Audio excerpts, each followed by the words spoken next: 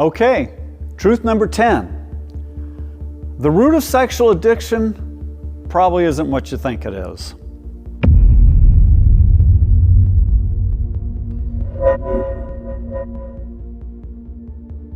In the first segment, I mentioned that the home I was raised in was dysfunctional.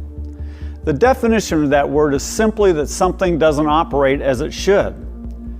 Most of the problem was that my father was extremely self-centered and simply lacked the capacity to love others.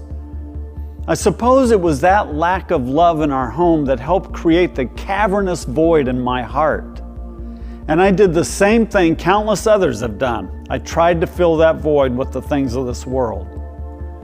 Of course, a healthy home is built upon the solid foundation of affection and discipline, two aspects of love that were sorely lacking in my home. My dad's lack of affection caused a breach in our relationship, which he tried to make up for by buying me things. And rather than disciplining me in a consistent and predictable manner, he would ignore my rebellious attitude until he got irritated. Then he would lash out in ugly anger. I sought solace in things, and it didn't take me long to figure out how to avoid his temper and how to manipulate him into buying me what I wanted. As a child, I lusted for the latest toys that were coming out. But as I reached my teen years, the main focus of my striving transitioned from possessions to experiences, meaning drugs, excitement, and sex. What I didn't realize at the time was that this demand that I get everything I wanted was causing me to become increasingly selfish and self-centered. Eventually, sexual sin became the great passion of my life. The daily fare of softcore porn and masturbation kept me locked in a prison of self where no one else could intrude. My natural knack for seducing girls allowed me to selfishly use them and dump them when I was done with them. But it was my discovery of hardcore pornography that sent me into such obsessive behavior that I came to the place of bordering on the edge of insanity. It was self-centeredness that led me into sexual addiction in the first place, and pursuing the sin only exacerbated my selfishness. While sexual sin was the primary focus of my attention, there were other aspects to life as well. But whatever I did in life, it was always done with a me-first attitude. I went after whatever I wanted with little regard to how it might affect other people. I wanted what I wanted, when I wanted it, and if anyone stood in my way, I became irritated or even angry. Interestingly, the more I got what I desired and the more things went the way I wanted them to go, the more miserable I became. The more I gave the beast of self what it demanded, the greater it became within me. My life eventually came to the point where it was one black mass of self. There was no room for anyone else. Self demanded and received nearly everything it wanted. C.S. Lewis once said that we must picture hell as a state where everyone is perpetually concerned about his own dignity and advancement, where everyone has a grievance, and where everyone lives the deadly, serious passions of envy, self-importance, and resentment.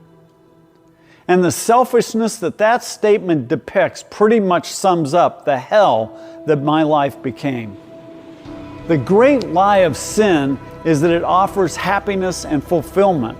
The truth is that the more sin is indulged, the more misery one can expect to follow in its wake. In some inexplicable way, sin enlarges the self-life. And the greater the self-life, the more sin is desired. This whole process is a cruel hoax concocted by the devil himself.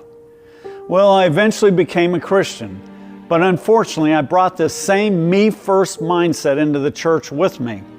It took me quite a while before I came to understand that God's kingdom is built in selflessness, not selfishness. It is founded on humility, not pride. Roy Hession said, "It is so often self who tries to live the Christian life.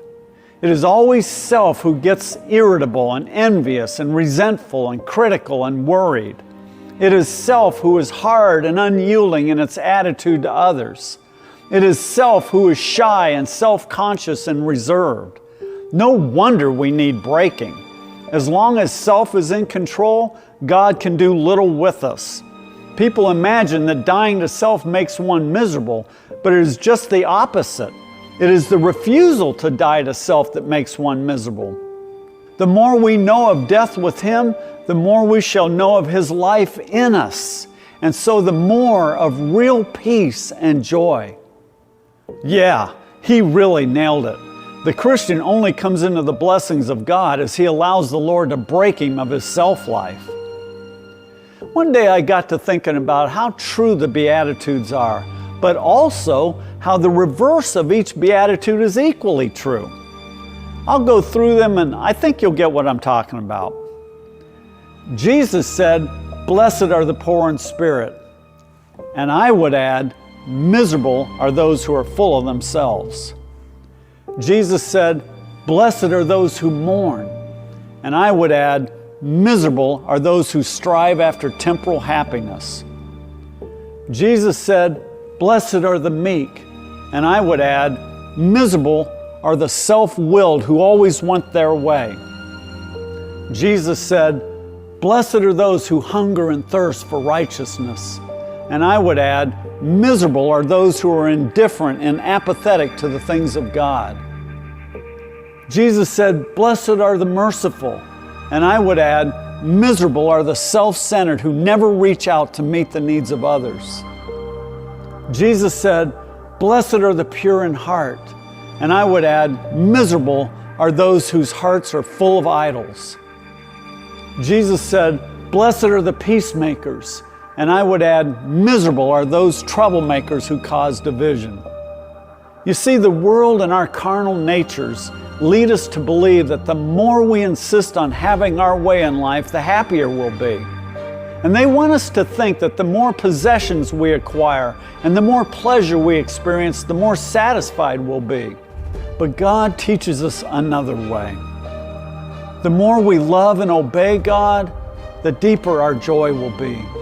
And the more we give ourselves away for the sake of others, the more fulfilled we will feel. Attempting to combine a self-centered existence with Christianity simply doesn't work. And those who insist on trying to make it work are only deceiving themselves. This was one of the great lessons I desperately needed to learn in life. And it was as I started to overcome the tyranny of self that I began to find true freedom at last. My days of pursuing pleasure and insisting on having my way about everything are over. But you know what? So are those days of misery that were always a part of that selfish lifestyle.